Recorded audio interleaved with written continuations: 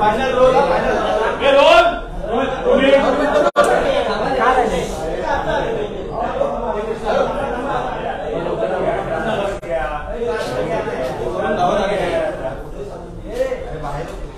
हिंदी आहे मराठीला तोपर्यंत दोन येतो ना सर तुमची मुख्यमंत्री त्याच्यामध्ये बैठक पार पडली काय आपण जो प्रश्न विचारला की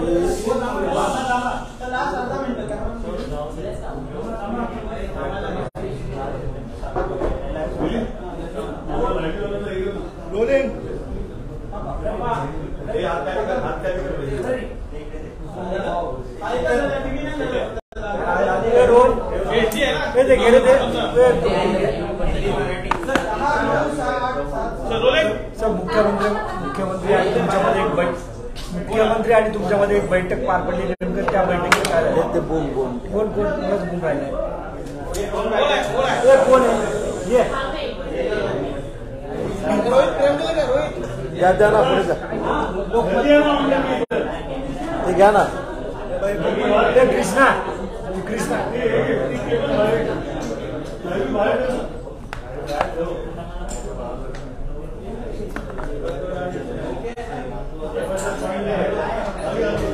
ये रोल फायनल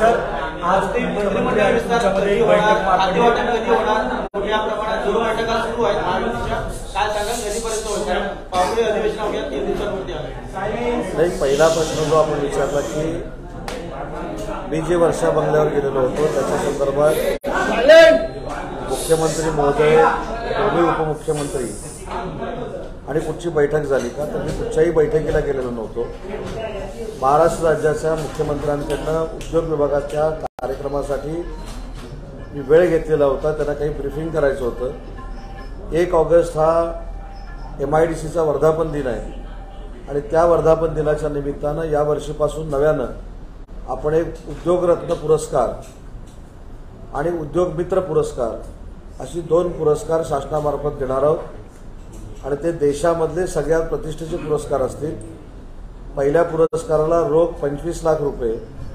मानचिन्ह सन्मानपत्र शाल श्रीफळ असेल त्याचं स्वरूप असेल आणि दुसऱ्याला 11 लाख रुपये शाल श्रीफळ सन्मानचिन्ह मानपत्र असा त्याचा सत्काराचा भाग असेल आणि म्हणून 1 तारखेची वेळ घेण्यासाठी मी वर्षा बंगल्यावर गेलेलो होतो आता हे पुरस्कार कोणाला जाहीर करावे यासाठी एक कमिटी नेमलेली आहे कमिटीतनं 2-3 दिवसामध्ये ही नावं शासनाकडे प्राप्त होतील आणि या दोन्ही नावांची घोषणा स्वतः मुख्यमंत्री महोदय करतील आणि हीच विनंती करण्यासाठी मी वर्षा बंगल्यावर गेलेलो होतो. सर सातत्यानं असं विचारण्यात येते की मंत्रिमंडळाचा विस्तार आज होईल उद्या होईल नेमका केव्हा होईल खाते वाटप केव्हा होतील त्याबद्दल काय सांगा.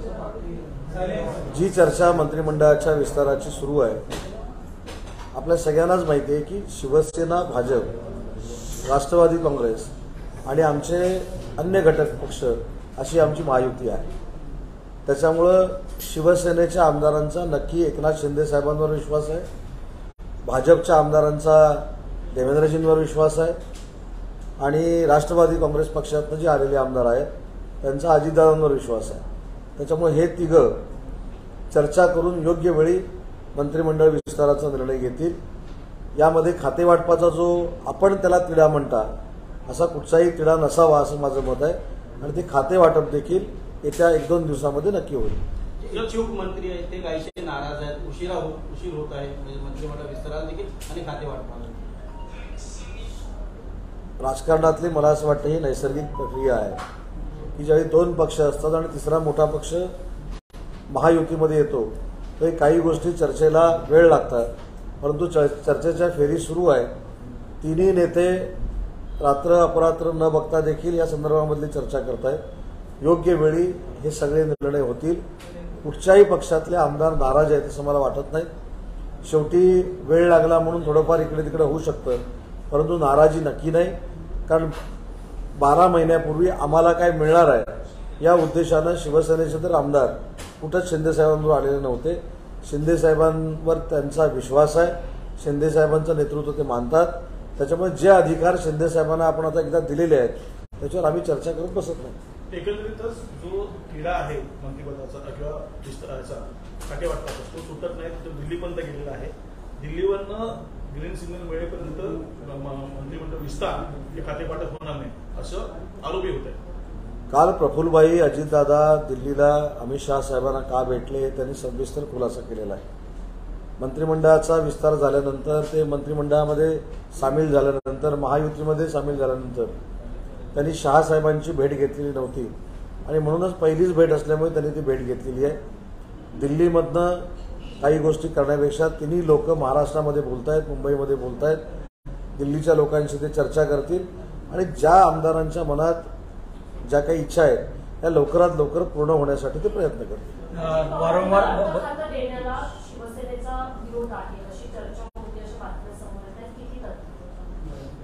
तथ्य नसलेल्याच बातम्या समोर येत आहेत.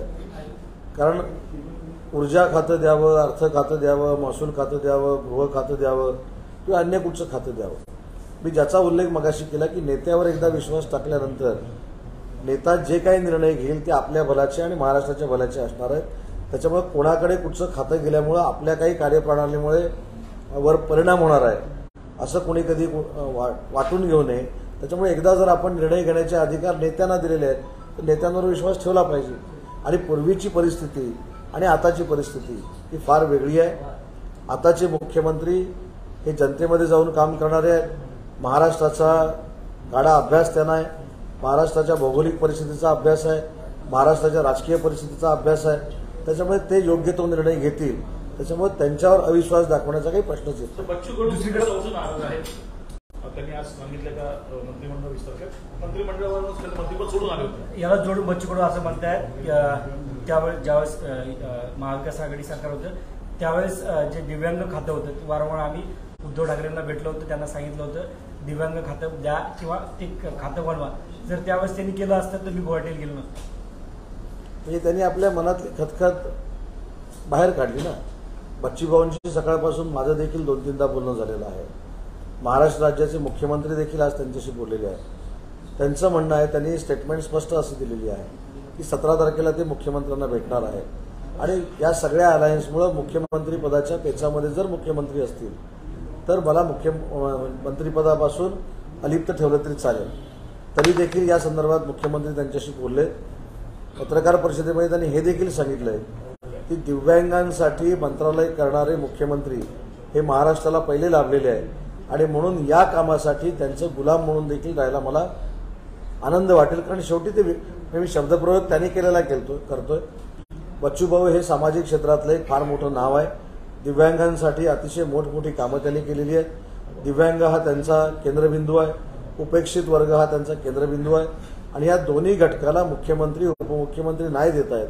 म्हणून ते 17 तारखेला पुन्हा एकदा मुख्यमंत्र्यांची भेट घेणार. आणि अद्याप खाते वाटप विस्तार होणार नसेल तर त्याचा परिणाम अधिवेशनावरती होईल का, सरकारच्या कारभारावरती होईल का?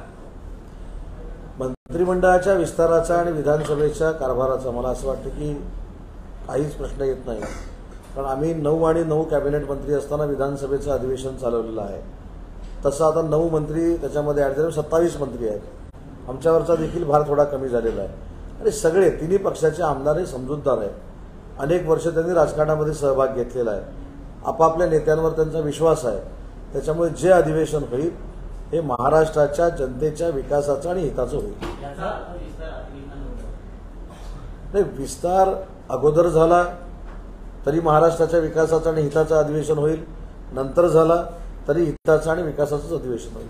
दुसरीकडे पाहायला गेलं तर पालकमंत्री पदावरून रायगडमध्ये बरेचसे वारंवार वक्तव्य करतात. तसंच आता राष्ट्रवादीमधले काही जिल्हाध्यक्ष राष्ट्रवादीचे अजितदादा गटाचे ते म्हणतात की पालकमंत्रीपद जे अजितदादा पवार यांनाच द्या, मागणी करतात. 3 पक्ष एकत्र आल्यानंतर प्रत्येक कार्यकर्त्याची, प्रत्येक पदाधिकाऱ्याची आपल्या पक्षातला आपला नेता आपल्या जिल्ह्याचा पालकमंत्री झाला पाहिजे अशी इच्छा असू शकते. परंतु याच्यावर निर्णय मुख्यमंत्री घेऊ शकतात. ज्याचा मी उल्लेख केला की 2.5 वर्षापूर्वीचं प्रमुख पद आणि यावेळीचं प्रमुख पद याच्यामध्ये जमीन आसमानाचा फरक आहे. भौगोलिक महाराष्ट्राची परिस्थिती, विधानसभेचा अभ्यास, लोकसभेचा अभ्यास, कोण आमदार कुठे निवडून आलेले आहेत, कोण आमदार कुठे निवडून येऊ शकतात, कोणाला कुठं पालकमंत्री केलं पाहिजे, या सगळ्याचा लेखाजोखा मुख्यमंत्री मोदयांकडे आहे. त्याच्यामुळे तिघं चर्चा करून पूर्ण महाराष्ट्रामध्ये समतोल राखतील याची मला खात्री आहे. सर एनडीए में जाना आज भाजपाने आज 152 प्लसचा नारा दिलेला आहे. विधानसभेत 152 जास्त जागा येतील असं बावनकुळे सांगितलं. कसं बघताय? हा लोकशाहीतला एक भाग आहे. स्वतःच्या पक्षाच्या अधिवेशनामध्ये आपल्या लोकांमध्ये ऊर्जा निर्माण करण्यासाठी या सगळ्या गोष्टी केलेल्या असतील. जागा वाटपामध्ये देखील 3 नेते मंडळी बसून समन्वयाची भूमिका घेतील. त्याच्यामुळे 152 असतील, आम्ही कदाचित 100 प्लस म्हणू, अजून कोण 100 प्लस म्हणू, याच्यापेक्षा 3 लोक जे बसून निर्णय घेतील जागे वाटपाचा, हा आमच्या दृष्टीनं महत्त्वाचा आहे. आणि या सगळ्या प्रक्रियेसाठी आजच आपल्याला माहीत असेल 12 जणांची समन्वय समिती नेमलेली आहे. आमच्याकडनं मी, शंभूराज देसाई, दादासाहेब भुसे, राहुल शेवाळे आहेत. बीजेपीकडनं मला असं वाटतं की बावनकुळे, सुधीर भाऊ, प्रसाद लाड आणि आशिष शेलार साहेब आहेत. आणि राष्ट्रवादी काँग्रेस पक्षाकडनं दिलीप वळसे पाटील, धनंजय मुंडे, भुजबळ साहेब आणि सुनील तटकरे अशी 12 लोकांची समन्वय समिती आहे. 12 लोकांच्या समन्वय समितीमध्येच अनेक प्रश्न सोडवण्याचा आम्ही प्रयत्न करू. मुख्यमंत्री के शिवसेनेच्या आमदारांकडूनच अनेक तारखा देण्यात आला मंत्रिमंडळ विस्तारासंदर्भात की 2 दिवसापूर्वी 3 दिवसापूर्वी, पण अजूनही विस्तार झालेला नाही. तर सगळ्यांना असा प्रश्न आहे की नेमकं काय अडकते किंवा का अडकते, त्याच्या मागे कारण काय? नाही, आमच्या आमदारांना देखील तुम्हाला भरपूर काम लावायला संधी मिळाली म्हणून त्या तारखाच्या तारखा देत असतील. पण मी देखील आज तुमच्या पत्रकार परिषदेमध्ये या तारखेला शपथविधी होईल असं सांगणं उचित ठरणार नाही. मी काल देखील स्टेटमेंट दिली, त्याचा काही लोकांनी विपर्यास केला. मी म्हटलं काही तासामध्ये होईल, पण पुढचं वाक्य कोणी दाखवलं नाही. मी म्हटलं 2 तास, 20 तास, 40 तास, 120 तास, 200 तास, 500 तास, किती तासाने होईल माहीत नाही. बाकीच्या दिवसांमध्ये बोलले, मी तासांमध्ये बोलले. पण शेवटी आम्ही नेतृत्वावर विश्वास ठेवतो आणि नेतृत्वानं घेतलेला निर्णय हा प्रत्येकाला बंधनकारक असतो. आमचे आमदार देखील शिवसेनेचे एकनाथ शिंदे साहेबांवर निष्ठा ठेवून आहेत, त्यांच्यावर प्रेम करणारे आहेत. अनेक लोकांनी सगळ्या उठावामध्ये काही अपेक्षा न घेता साहेबांचं समर्थन केलेलं होतं. त्याच्यामुळे कोणी नाराज नाहीत. योग्य वेळी एकनाथ शिंदे साहेब योग्य तो निर्णय घेतील. सर, आपके पार्टी जो इच्छुक विधायक थे उन्होंने सूट सिला लिया था, पटाखे खरीद लिए थे, अपने कार्यकर्ताओं को मुंबई आने के लिए भी कहा था. आज लेकिन निराश होकर उन्हें वापस अपने घर लौटना पड़ा. आखिर इतना अपमानजनक विवाद आपके विधायकों के साथ क्यों हुआ? नहीं, अभी मुझको तो मालूम नहीं किसने कोट सिला के रखा था, किसने पटाखे मंगाए थे, किसने पटाखे लगाए थे. एक है कि हम शिवसेना में काम कर रहे हैं, वंदनीय बाला साहब का विचार आगे लेके जाने वाले पार्टी में हम काम कर रहे हैं. उसका नेतृत्व एकनाथ शिंदे साहब कर रहे हैं और उनके ऊपर हमारे 50 एमएलए जो लोग हैं उनका विश्वास है. जो करेंगे वो हमारे अच्छे के लिए करेंगे, महाराष्ट्र के भले के लिए करेंगे. ये कॉन्फिडेंस हम सब में है. इसलिए हमारे जो 40 शिवसेना के विधायक हैं और अपक्ष जो 10 विधायक हैं उसमें कहाँ भी थोड़ी सी भी नाराजी नहीं है. सर, एक और जिस तरह का घटनाक्रम हुआ सर, उससे इंप्रेशन ये क्यों हुआ है कि अब आप लोग जो है एनसीपी के दबाव में कुर्बानी देने के लिए तैयार हो गए. जो स्टेचर आप लोग का था इस गठबंधन में वो नहीं रहा, झुकने के लिए तैयार हो गए आप लोग. कल अजीत दादा अमित शाह से मिलकर है, अब आप लोग कुर्बानी दे रहे हैं उनकी. झुकेंगे तो नहीं, वो पिक्चर देखा है ना हमने सबने. एक तो बात ऐसी है कि ये झुकने का सवाल नहीं है. डेमोक्रेसी में जो अलायंस था उसमें अजीत दादा एनसीपी की पार्टी लेके आए हैं. अभी आने के बाद थोड़ा बहुत दिन लगेगा डिस्कशन में, बाकी कुछ नाराजी नहीं है, झुकने का भी सवाल नहीं है. और एक आप पॉजिटिवली लेना चाहिए कि जो 160 की 166 की हमारी संख्या थी वो हमारे शिंदे साहब के नेतृत्व में अभी 210 हो गई है. तो हमारा जो सरकार है वो फुल स्ट्रेंथ से काम कर रहा है, कॉन्क्रीट से काम कर रहा है. इसलिए कोई नाराज है, हमारी बार्गेनिंग पावर कम हो गई है, ये आपके सूत्रों का दावा है, हमारा नहीं. लेकिन आप लोग सर, आप कह रहे कि अब सरकार के तौर पर नो डाउट आपकी ताकत बढ़ी है, लेकिन बतौर जो टीचर था शिवसेना का, आप लोग जो बड़े भाई थे, उसमें अब लग रहा है कि अजीत दादा के आने के बाद से अब वो बात नहीं रही. डोमिनेटिंग पोजीशन में अजीत दादा है, ना कि मुख्यमंत्री जी. आप अगर पिछले 2.5 साल का देख के अगर ये सवाल है तो तब नेतृत्व अलग था. अभी जो सीएम साहब है, अभी का जो नेतृत्व है उसको पूरा इंफ्रास्ट्रक्चर महाराष्ट्र का मालूम है, राजकीय परिस्थिति मालूम है, आगे कैसे जाना मालूम है, हर कॉन्स्टिट्यूंसी में किसका नाम चल रहा है ये मालूम है, किसका पार्टी का नाम चल रहा है ये मालूम है। तो अगर मैच्योर्ड ऐसा पॉलिटिशियन मुख्यमंत्री बन गया है तो ये झुकने का सवाल ही नहीं आता। मंत्रिमंडल विस्तार कब होगा? मंत्रिमंडल विस्तार कब होगा? उसको लेकर सवाल उठाएगा। पोर्टफोलियो क्या कल तक डिक्लेयर हो जाएंगे अगले 24 घंटे तक, और उसके बाद अगर कोई विभाग इधर उधर होता है तो भी क्या आपकी विधायकों की नाराजगी होगी उसको लेकर? मैंने पहले ही बोला कि हमारे पार्टी तक का सवाल है तो हमारे पार्टी के सब विधायक एकनाथ शिंदे साहब के ऊपर विश्वास करते हैं, उनके नेतृत्व में हम काम कर रहे हैं। तो अगर नेतृत्व में डिसीजन लिया, जो कुछ डिसीजन लेना है वो हमारे भले के लिए रहेगा, महाराष्ट्र के भले के लिए रहेगा, उसमें नाराज होने की कोई बात नहीं है। और मेरे ख्याल से शिंदे साहब और हमारे सब एमएलए में बहुत अच्छी तरह से अंडरस्टैंडिंग है, अच्छी तरह से डायलॉग है। 24 घंटे में कभी भी हमारे एमएलए एकनाथ शिंदे साहब को मिल सकते हैं। उनका काम करने का जो तरीका है वो हमारे सब एमएलए लोगों को मालूम है, इसलिए नाराजगी की बात ही नहीं है। लेकिन तीनों पार्टियों में क्या आपस में बातचीत नहीं बन पा रही है?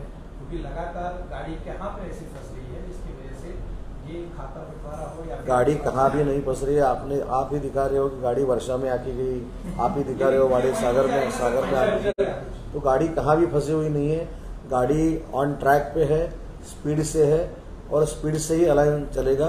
और महाराष्ट्र के जो मंत्री है उनको समतोल से जो कुछ दिया जाएगा वो दिया जाएगा। परसेप्शन ये बना है कि अगर खाते वाटप अगर इस समय कर दिया गया होता तो जो इच्छुक विधायक उम्मीद लगा के बैठे थे जिन्हें मौका नहीं मिलता वो मॉनसून सेशन के दौरान परेशानी खड़े कर सकते थे। उस परेशानी को टालने के लिए जानबूझकर इसे पोस्टपोन किया गया है। नहीं, ऐसी कुछ भी बात नहीं है। मैंने फिर से मैं वो बात दोहराता हूँ कि हमारी जो पार्टी है शिवसेना, वो एकनाथ शिंदे साहब के नेतृत्व में काम करती है। तो एकनाथ शिंदे साहब के नेतृत्व के ऊपर हमारा अगर विश्वास हो, ये करने की जरूरत ही नहीं है। भाजपा के जो एमएलए है वो सब देवेंद्र जी के ऊपर विश्वास रखते हैं, तो उनको भी ये करने की जरूरत नहीं है। और जो एनसीपी आई है हमारे साथ, उसका नेतृत्व अजीत दादा है, तो अजीत दादा के ऊपर विश्वास करते हैं। तो ऐसा कुछ भी नहीं होगा। जो अपना सेशन चलेगा वो महाराष्ट्र के विकास के लिए और भले के लिए चलेगा। लगातार बैठकों का दौर चलता आ रहा है, हम खुद देख रहे हैं। दिल्ली भी गए अजित पवार, लेकिन अभी भी ऐसा क्यों नहीं हो पाया कि पोर्टफोलियो अनाउंस नहीं हुए अभी तक और कैबिनेट का एक्सपांशन का डिक्लेरेशन या कोई मुहूर्त नहीं निकल पाया? ये नेचुरल है, क्योंकि जब दो पक्षों के साथ तीसरा अलायंस में आ जाता है थोड़ा देर लगता है, लेकिन इससे आपको भी थोड़ा बहुत तकलीफ हो रहा है, मुझको भी मालूम है, लेकिन जल्द से जल्द जो खाते वाटप है हो जाएगा और उसका डिक्लेरेशन भी हो जाएगा। महाविकास अघाड़ी और महायुति में क्या अंतर है? नहीं, 152 सीट का जो मामला है वो उनके पार्टी के मेरे ख्याल से कुछ एक उनकी बैठक थी, उसमें वो स्पीच देते वक्त बोले। लेकिन अभी एक समन्वय समिति भी तैयार हो गई है हमारे पार्टी से। मैं शंभूराज देसाई साहब, दादा भूसे साहब और एमपी राहुल शेवाड़े साहब उसमें है। एनसीपी की तरफ से दिलीप वलसे पाटिल, छगन जी भुजबल, सुनील जी तटकरे और मेरे ख्याल से धनंजय जी मुंडे, और बीजेपी की तरफ से चंद्रकांत दादा, नहीं सुधीर मुनगंटीवार, बावन पुले, प्रसाद लाड और आशीष शेलार, ये 12 लोगों की ये समिति है। जो कुछ फाइनल करना है वो ज्यादा से ज्यादा ये समन्वय समिति में फाइनल कर देंगे। राज्य में आप लोगों का अभी तक एक्सपेंशन नहीं हुआ है। बहुत सारे ऐसे नेता हैं जो चॉप ऑफ हो गए एनसीपी के आने के बाद। अब कहीं ना कहीं केंद्र में भी उसका असर दिखेगा क्या? कितने लोगों के नाम जो है वो शॉर्टलिस्ट किए गए हैं केंद्रीय मंत्री पद को लेकर के? कोई ऐसी चर्चा है या कुछ आप लोगों ने नाम इसका असर गली में भी नहीं दिखेगा और दिल्ली में भी नहीं दिखेगा। जो कुछ होगा वो अच्छा होगा और 3 लोगों के नेतृत्व में होगा। लीडर को लेकर कांग्रेस ने 2 दावे किए, कह रहे कि विधानसभा में भी और विधान परिषद में भी हमारी संख्या बढ़ गई है, हम सबसे बड़ी पार्टी, तो हमारा प्रतिनिधित्व होना चाहिए। उनमें कहीं ना कहीं दावेदारी एमबीए में और कांग्रेस के भीतर पद को लेकर भी एक असर बची जा रही है। नहीं, उसके बारे में मैंने पढ़ा है कल कि विधानसभा अध्यक्ष ने एक बयान दिया है कि जिसका नंबर ज़्यादा रहता है उसका ही विरोधी पक्ष नेता होता है। ऐसा कुछ मैंने पढ़ा है और देखा है। तो कांग्रेस को मेरी शुभकामनाएं हैं कि और 25 साल वो विरोधी पक्ष नेता ही रहे, जल्द से जल्द दोनों जगह वो आ जाए और 25 साल वही रहे। सर, वित्त विभाग को लेकर लगातार कहा जा रहा था, क्या आप लोगों की पार्टी ने कॉम्प्रोमाइज कर दिया है कि वित्त विभाग अजय दादा की पार्टी को दे दिया जाए, अगर आप लोग को नहीं मिलता है तो भी चल जाए? तो इसका सवाल मेरे ख्याल से पूछने के बाद मैंने जवाब पहले ही दिया है कि जब नेतृत्व में विश्वास होता है तो ये डिस्कस करने का सवाल ही नहीं आता। जो कुछ अच्छा है वो एकनाथ शिंदे साहब, देवेंद्र जी करेंगे, अजित दादा करेंगे, और एक खाता इधर गया एक खाता उधर गया, अगर हम में कैपेसिटी है, हमारे नेतृत्व में कैपेसिटी है, तो कुछ भी सवाल खड़ा करने की जरूरत नहीं है। मैं बार बार यही कह रहा हूं कि 2.5 साल पहले का जो नेतृत्व था उनको हम बोलने के बाद अगर अजित दादा ने पैसा दिया है ज्यादा तो उससे ज्यादा शिवसेना को दो, ये अगर हमने नेतृत्व को बोला है और नहीं मिला तो आप आज का जो नेतृत्व है उसकी तरफ आप अगर देखोगे तो ये सवाल अब उठ जाएगा, तो उससे ज्यादा पैसे हमको देंगे। लेकिन नेतृत्व में बदलाव है और शिंदे साहब के नेतृत्व में पूरा समतोल रखा जाएगा। ठाकरे सेना की तरफ से एक आरोप लगाया जा रहा है कि पहले मुख्यमंत्री जी दिल्ली के सामने जाते थे, सलामी करते थे, अब अजीत दादा जो आपके नए सहयोगी है वो भी वहाँ दिल्ली दरबार में सूबेदार बन गए हैं, जो पहले यहाँ पर आ जाते, उस पर आप क्या कहना चाहते हैं? ऐसे कौन बोला? शरद पवार कैंप की तरफ से। नहीं, अगर बची हुई जो महाविकास आघाड़ी है उसके बारे में अगर आप सोचे तो ये कांग्रेस का छोड़ो, लेकिन ये दो पार्टी के नेताओं ने जो स्पीच दिया है रैलियों में उसका क्लिपिंग भी मेरे साथ है, मेरे पास है। संजय राउत साहब ने एक बार बयान दिया था कि मोदी जी को देश का पंतप्रधान क्यों होना चाहिए, वो कितने बड़े लीडर हैं और उनसे ज़्यादा लीडर वर्ल्ड में भी नहीं है। आपकी तरफ से हमने देखा है। वैसे राष्ट्रवादी के नेता जो है उन्होंने भी बोला है कि प्रधानमंत्री जी नरेंद्र मोदी जैसा काम करने वाला प्रधानमंत्री आज तक देश को नहीं मिला। ये बारामती में उनका स्पीच है। तो ठीक है, डेमोक्रेसी में सब ये ऐसा हो जाता है, लेकिन जब इलेक्शन होगी तब एमपी के लिए हम 45 के आगे रहेंगे और एमएलए करके हम 200 के आगे रहेंगे। सरकार को तालमेल दोनों में, ऐसे में राष्ट्रपति शासन लगाना चाहिए। बोलने में क्या है, राष्ट्रपति राजवट लगानी चाहिए और क्या लगानी चाहिए, बोलने में क्या है, क्योंकि वो अपोजिशन पार्टी के एक लीडर हैं और अगर उन्होंने शिंदे साहब अच्छा काम कर रहे हैं ऐसे बोले तो न्यूज़ क्या आ जाएगी। अभी पटोले साहब भी ट्रैक पे है तो उनको ये बोलना ही पड़ेगा कि सरकार अच्छा नहीं काम कर रहा है, राष्ट्रपति लागू करनी चाहिए, ये करना चाहिए, वो करना चाहिए। तो लोकशाही का एक भाग है। पोर्टफोलियो कब तक हो जाएगा? मेरे ख्याल से जल्द हो जाएगा ना। सर, नाना पटोले असं म्हणतायत की महाराष्ट्रामध्ये राष्ट्रपती राजवट लागू करा, राज्यात अलिबाग 40 चोरांसारखी परिस्थिती आहे, जनता उपाशी सरकार तुपाशी, असं ते बोलतात। नाना पटोले हे काँग्रेस पक्षाचे म्हणजे विरोधी पक्षातल्या एका पक्षाचे नेते आहेत, प्रदेशाध्यक्ष आहेत। त्यांनी जर एकनाथ शिंदे साहेब अतिशय चांगलं काम करतायत, गतिमान काम करतायत, क्रियाशीलपणे काम करतायत असं जर सांगितलं तर ते देखील इकडे ट्रॅकवर आहेत असं चित्र निर्माण होईल। त्याच्यामुळे विरोधक म्हणून त्यांनी ती विरोधकाची भूमिका मांडलेली आहे, पण त्यांच्या मनामध्ये देखील एकनाथ शिंदे साहेबांच्या नेतृत्वाखाली गतिमान सरकार चालू आहे हेच असणार आहे आणि ह्याची प्रचिती अजितदादांच्या महाविकास आघाडीमध्ये आल्यामुळे झाली। सर, लोकमान्य तिलक अवार्ड मिलने जा रहा है प्रधानमंत्री जी को, जिसका कांग्रेस विरोध कर रही है, कैसे? और क्या करेगी? लोकमान्य तिलक अवार्ड अगर नरेंद्र मोदी साहब को मिल रहा है तो उसका स्वागत करना चाहिए, उसको विरोध क्यों करना चाहिए? अगर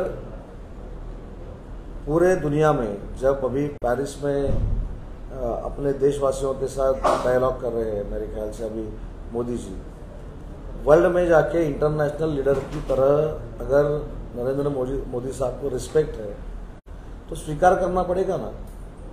अपना लीडर भारत जोड़ो करके भी इंटरनेशनल नहीं बना ना, नेशनल नहीं बना तो इंटरनेशनल कहाँ?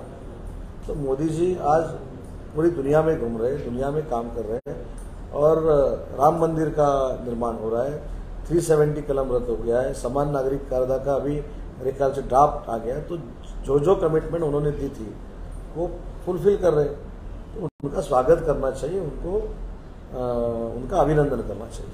ठाकरे गटाकडनं आता होऊ द्या चर्चा असा एक कार्यक्रम राबवला जात आहे घराघरामध्ये।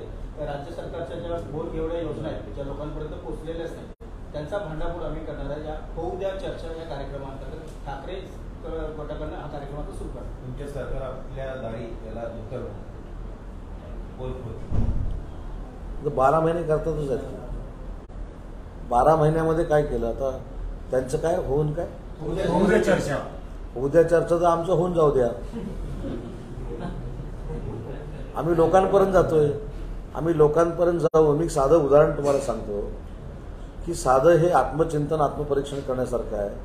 मुख्यमंत्री सहायता निधीतनं लाखो लोकांचे जीव वाचवता येतात। किती लाखो लोकांचे 2.5 वर्षामध्ये मुख्यमंत्री सहायता निधीतून आरोग्यासाठी जीव वाचवण्यासाठी फक्त 2.5 कोटी वाटले गेले आणि या 12 महिन्यामध्ये आता 100 कोटी रुपये आपण क्रॉस करणार आहे।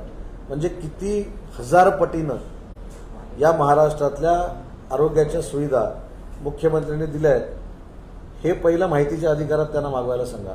म्हणून मी म्हटलं होऊन जाऊ द्या। 2.5 कोटी विरुद्ध 100 कोटी। 100 कोटी यांनी का दिले, 2.5 कोटी तुम्ही का दिले? तुम्ही फेसबुक लाईव्ह का, हे जनतेमध्ये का, होऊन जाऊ द्या ना, बरोबर आहे का? त्याच्यामुळे मला असं वाटतं की जी लोक चांगली काम करतायत त्यांना काम करायला दिलं गेलं पाहिजे। महाराष्ट्राचा विकास जर पुढे घेऊन जात असतील तर त्यांच्या पाठीशी उभं राहिलं पाहिजे आणि म्हणून हे कार्यक्रम जे आहेत हे निवडणुकीला समोर ठेवून कार्यक्रम आहेत, त्याच्यामध्ये काही तथ्य नाही। मी माझ्या जिल्ह्यातले उदाहरण देतो की आजपर्यंतच्या माझ्या रत्नागिरी जिल्ह्याच्या इतिहासामध्ये एका वेळी 100 3 व्हीलर अपंगांना कधी कुणी दिलं नव्हतं। शासन या आपल्या दारीमधनं आपण दिल्या। माझ्याकडे मुख्यमंत्री रोजगार निर्मिती योजना आहे। मागच्या 2.5 वर्षापर्यंत वर्षाला 4,000 उद्योजक आपण बनवायचो। या 12 महिन्यामध्ये आपण 13,500 उद्योजक बनवले। त्याच्यामुळे मला असं वाटतं की आम्ही तयार आहोत ना। आम्ही जे काही लेखाजोखा मांडलेला आहे, आता बचत गटासाठी आम्ही काम करणार आहोत, सरपंचांसाठी आम्ही काम करणार आहोत। त्याच्यामुळे आमच्या कामावर आमचा विश्वास आहे, आमच्या तिन्ही नेत्यांवर आमचा विश्वास आहे। आम्ही आमची केलेली कामं रात्री 12 वाजता देखील जनतेच्या समोर मांडू शकतो। धन्यवाद। थँक्यू।